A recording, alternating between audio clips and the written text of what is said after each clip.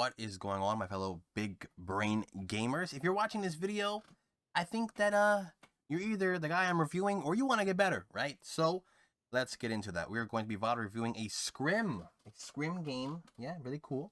The map is Serpent Beach. Wolf is playing Barik, right? His role for this game is going to be point contest / enabler. So buys will be caught, right? Because anti-heal. Brazil, they have 4 forms of DC. Haven, because being tankier is awesome. And then filler, you can buy anything late game, right? It's going to be really dependent. They're buying Master Riding, match the Master Riding. They're buying, if not, you could buy Morale, you could buy Chronos, you could buy Rejuve, right? Things like that. Doesn't really matter, but your filler buy is your filler buy. So I'm never gonna tell you the 4 things you have to buy, because that last buy will always be very situational. Every game is different. Ults. So as Barik, your ults for this game is either going to be to preserve your own life, to counter CC ults like Damba's Fear or Inara's I don't know what it's called, Seismic Crash, right? Or to just to hold space, right? If there's an area that you want to hold down, they're about to push in, you want to just dome so they can't walk through, hey, by all means, right?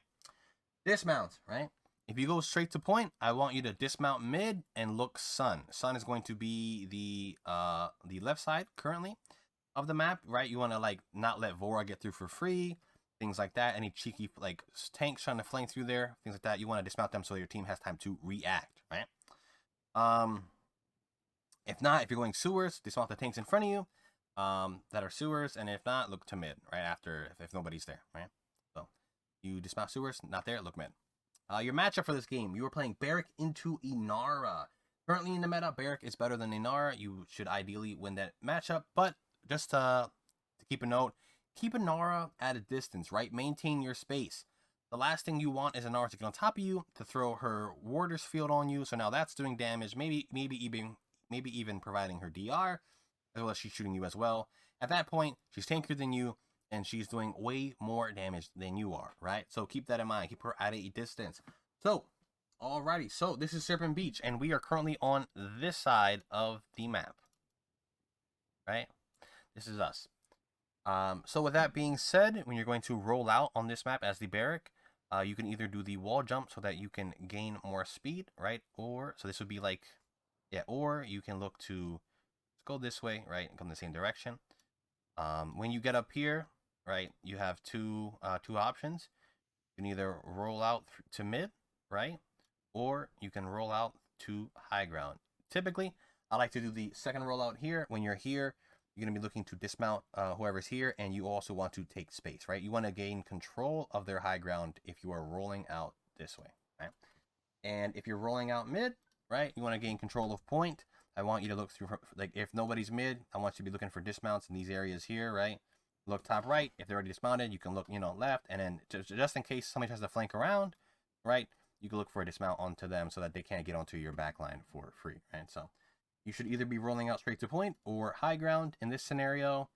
Oh, I forgot what DPS they have. What DPS do they have? Boop. They have a Victor. So they're going to have really, really strong high ground presence. With their tanks, I don't really know if you can box their tanks out. So maybe starting point to get the free cap time, right? And then trying to punish them for them trying to rotate might be the play. Alrighty, without further ado, let's get into this game. You're going to be number 1. Yeah, it's gonna be nice hearing that mute sound all game. Oh, you started caught, right? I would go caught Brazil, looking at your build, right? Forge Alloy, nice. Then you're going Forge Fire. Boom, dome. So against a lot of CC, I typically would go Dome Shield, right? But since you're running Forge Fire, I'm gonna kind of change how I talk about the ult, right? So your ult should be used to just extra damage, put it in cheeky spots wherever the main tank will retreat, things like that. Popular routes so that when they walk through, they lose a lot of health, right? Build looks pretty alright. When I use Forge Fire, I typically run a little bit less of Healing Station and throw it into HP. I just think Barik needs a little bit of HP, but that's me though. Definitely buy Brazil here. Speed it up a bit so we can try to get you towards the point, right? Right. So you try to do the little jump, you miss it, right? You elect to go mid. Ruckus is going left, right? So no one is controlling top right. Keep that in mind. So with that being said, I wouldn't play too aggressive because we don't have much control top right. And if you take a lot of damage, you're just gonna kind of, it's like a fishbowl. They're gonna just all look inside. You start point, and don't chase the Inara. Take the point. There's no need.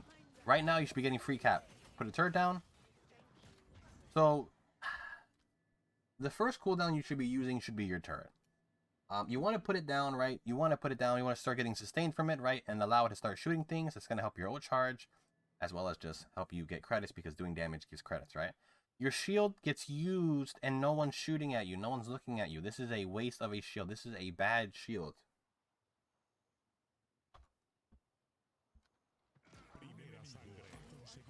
So now, when you're really going to need your shield, you're not going to have it, right? In all reality, you should have your back this way, because that's where all the enemies are at, right? So that you can kind of have a feeling of what's going on, right? Have the information. But since you have your back this way, you have no idea what's going on in your backline, and you're losing a fight to the Inara because cripple Inara, right? Let me just do this real quick.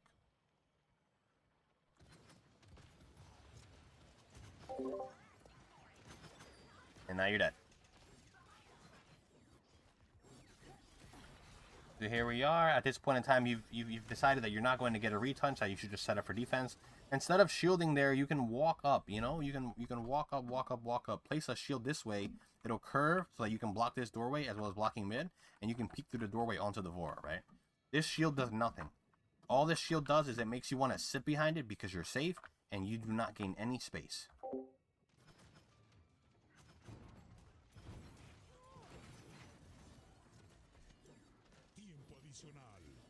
So Eevee gets a touch there, but what does that touch do? Nothing. You are on high ground, you have a very great position, and you drop into mid. What makes it worse is you don't have shield, so you just die, probably. See you later, Barik. Ready, you're back, playing in mid.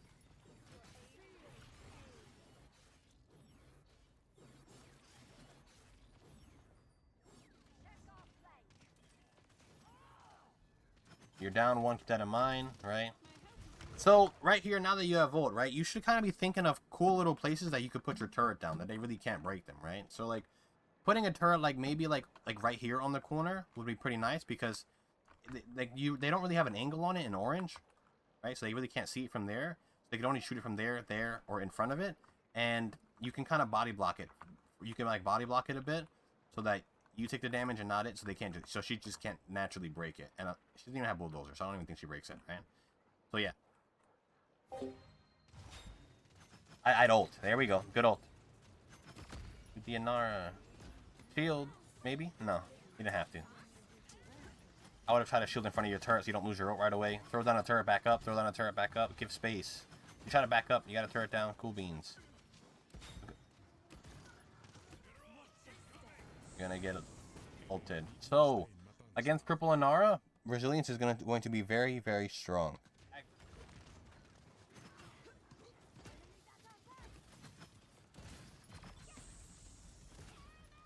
Yeah, you're ult, but you didn't use it. I don't see why I save it there. I think Forge Fire is kind of one of those ults where you can kind of just keep spamming it.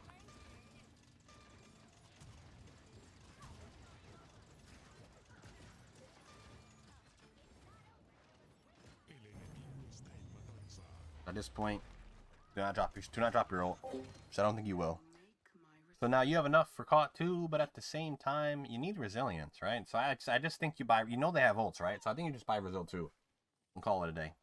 Here we are, next mid, starting mid. Do not chase Inara. You dismount her, right? You use your shield once again, super early. So right at this point, I would have called Inara Zinting because she's looking for a play into your backline. Probably gonna lift herself up. So right here, instead of getting free cap, you decide to step off. To stay on the point, get free cap.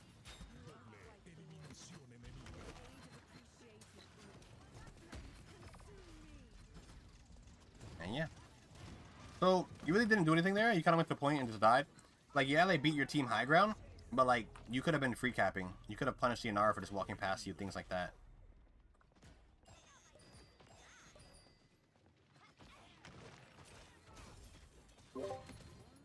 Inara dismounted you in spawn. You did an alter. You're just gonna get away. You should have been chasing her. You did all those backpedal steps just to walk forward again, too. Wasted shield. Isn't blocking anything. Isn't helping anybody. Just a cooldown in the garbage.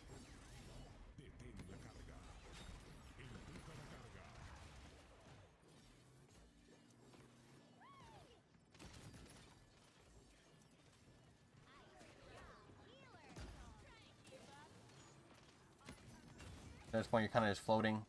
I don't even know what you're doing here. Teammates are on the high ground. You playing on the low is not completely terrible, right? I don't know why you backed up here. You could win this fight against the Ash really easily. Thanks to shield. Stop wasting cooldowns. I'm not even going to call out when you waste shields anymore because you should probably already have the idea. You ult in the middle of the mid, and Victor just kind of like lights you up as you go through the animation. Dome on the point, dead. Huh. You get back, you die. GG, man. That's probably the end. Alright, so. Right, with that out of the way, we can do a little bit of talking, right? So, from what I've seen, you don't like to sit on the point when you have free point cap, right? So some advice that I was given by another great tank player was that sometimes as a main tank, doing nothing is doing exactly what you're supposed to do, right? Doing nothing is better than doing something in that current moment. Just sit there, get the 60% cap, put your team in a position to where a retake and a fight win wins you the mid compared to now you have to retake, win a fight, and then win another fight. You know what I'm saying? So instead of having to win a fight, right? Instead of having to win a fight in the retake, right? And then now you got to win a fight again and then win. So instead of having to win 3 fights, you can win 2 fights. You know what I'm saying? The less fights you have to win, the more likely it is you win the mid. You know? So you want to win without having to win so many fights if you can help it. So there's 2 mids, man, in a row. Just sit on point. Don't do nothing. Sit there. Punish the Inara for being super aggressive by out capping them. Because if your team kites them and lives, you have 70%, 70% on cap.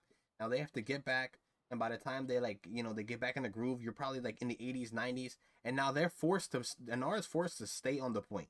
She can no longer play aggressive, and that relieves pressure on your team in itself. When it comes to ults, you're running Forge Fire.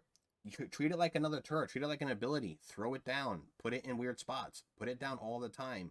Don't hold it. It's not some secret weapon that you just need to pull out whenever.